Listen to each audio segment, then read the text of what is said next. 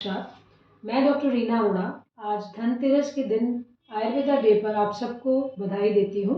Ministry of Ayush और government of India Dhanteras के दिन आयुर्वेदा डे को हर साल मनाते हैं।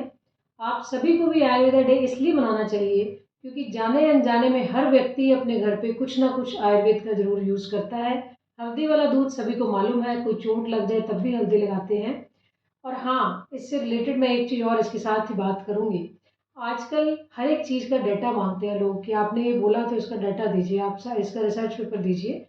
आप लोग सदियों से जब आपके पेरेंट्स ने बोला कि आप हल्दी वाला दूध पीजिए, आप हल्दी लगाइए चोट पे, तब आपने डाटा नहीं मांगा। वो आज तक लोग कर रहे हैं और पता नहीं कितने रिसर्च पेपर्स हैं उस पर, और ये प्रूव भी हो चुका है कि हल्दी एंटीबैक्टीरियल है, एंटीवायरल है, ये सब काम करती है। उसके बावजूद एक एक चीज़ पर अगर आप डाटा मांगना चाहते हैं तो आप लोग डाटा दीजिए भी। जो भी पेशेंट्स हैं, जिस भी बीमारी से आप जिस ट्रीटमेंट से ठीक हुए हैं, आयुर्वेदिक से, एलोपैथिक से, होम्योपैथिक से, सिद्धा से, आप खुद सोशल साइट्स पर शेयर कीजिए। अपनी आइडेंटिटी शेयर मत कीजिए, लेकिन इससे इन सिस्टम्स को काफ़ी अच्छे से बढ़ावा मिलेगा और हम लोगों के पास भी डाटा होगा। अगर हम किसी पेशेंट से उसका डाटा मांगते हैं, हमें उसका कुछ नहीं करना होता। सिर्फ एक आपका अगर किसी ट्रीटमेंट से ठीक हुए हो तो नेक्स्ट पेशेंट के लिए वो ट्रीटमेंट यूज़ हो सकता है। एक ऑथेंटिसिटी हो जाती है कि ये इसको फ़ायदा हुआ है तो मोस्ट प्रोबेबली इस पेशेंट में सेम केस में इससे भी फ़ायदा होगा।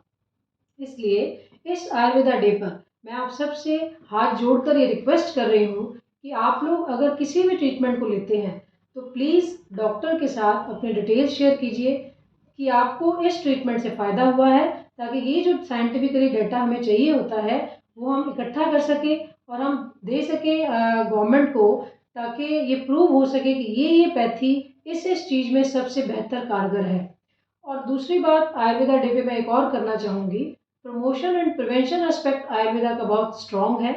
कैसे आप अपनी हेल्थ को प्रमोट कर सकें, अगर आप स्वस्थ भी हैं कैसे उसको मेंटेन कर सकें, कैसे आप बीमारियों से बच सकें, इसके लिए आपको ऋतुचर्या, दिनचर्या और बाकी सब कुछ फॉलो करना चाहिए, जिससे आप स्वस्थ रह सकें और आपको कोई भी बीमारी ना हो। बीमार तो आप तब होंगे अगर आप ये सब कुछ नहीं करेंगे। जो आयुर्वेदा की और हमारे जो कस्टम्स हैं, जो फेस्टिवल्स हम मनाते हैं, जैसे होली में एक अग्नि का जला के उसकी पूजा करते हैं सारे, तो ये स्वेदन है।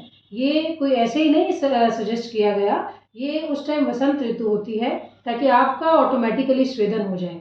ऐसे ही तिल गुड़ खाने का मकर संक्रांति पर एक ट्रेंड है जो बहुत अच्छा, और धूप पे पतंग उड़ाने का विटामिन डी प्रोवाइड करता है, आपकी बोन्स को स्ट्रेंथनिंग देता है। तो इसलिए ये कुछ सिस्टम्स बने हुए हैं हमारे, तो इन सब को फॉलो कीजिए, स्वस्थ रहिए, दूसरों को भी स्वस्थ रखिए, मानसिक तौर पर खुश रहिए। आप उस व्यक्ति के पास ज़्यादा समय बिताइए जिससे आप अपने दिल की बात कर सकते हैं, खाली सोशल स्माइल पर मत जाइए। एक्चुअली अगर आपको खुशी मिलती है तो वो आपके एक स्वास्थ्य का कारण बनेगा।